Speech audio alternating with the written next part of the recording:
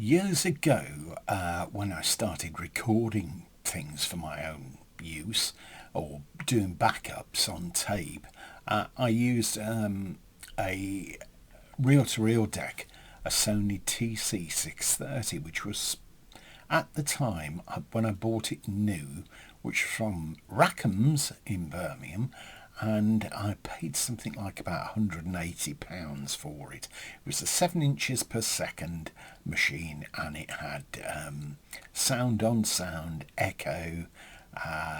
What else did it have? Various things. You could split the tracks, etc.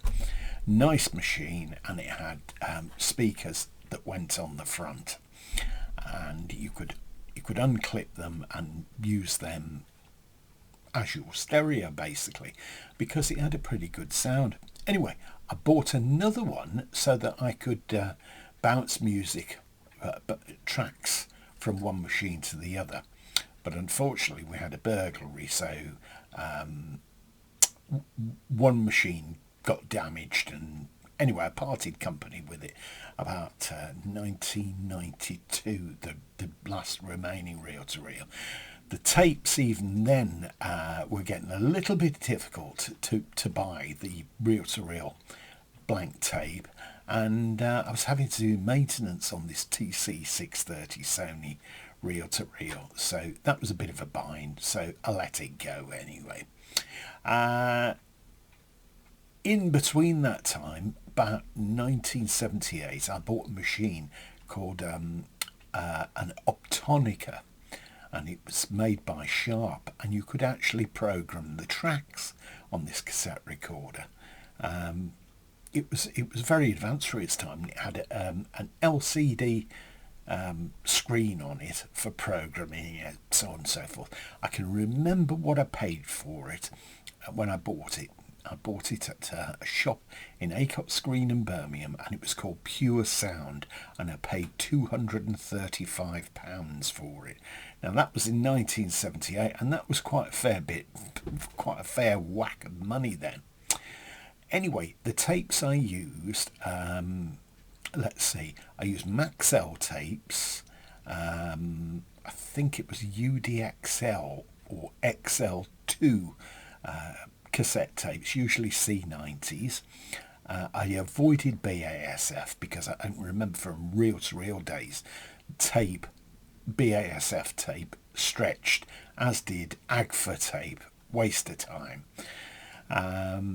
Anyone that's got reel-to-reel now will find that they pay an awful lot of money for replacement reel-to-reel tape, and usually end up having to buy it second hand.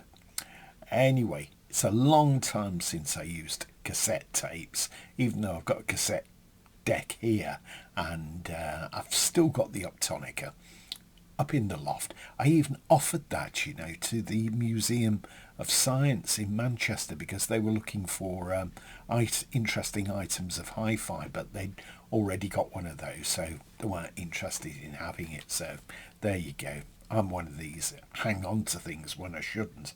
The one tape that I did use, which is this TDK. I used TDK AD tape, and I used TDK D tape, and this is one that I've got still sealed up. I've seen people selling new tape on eBay. I'm surprised how expensive it ends up. Anyway, moving on a bit, then in the late 90s, I started getting involved with using mini disc, because we use mini disc at the radio station, and it was a handy medium, and I found it okay to edit. You could program the tracks, and it was very good, and I still have it today. And at the time, before the format actually failed, I bought quite a number of discs, brand new, never used, not discs, well, mini discs, yes. So I don't think I'll need any of those for a while. I use it mainly, when I do come to use it, for radio programs, if I want to record it off something offline, so it's quite handy for that anyway, and I like it.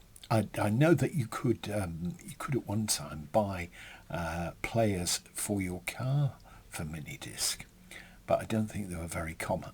And of course, the format really didn't seem to take off that well in this country. Anyway, there we are, TDK tape. That's what I used, and I've still got several of them boxed away with all kinds of music on anyway, of my own.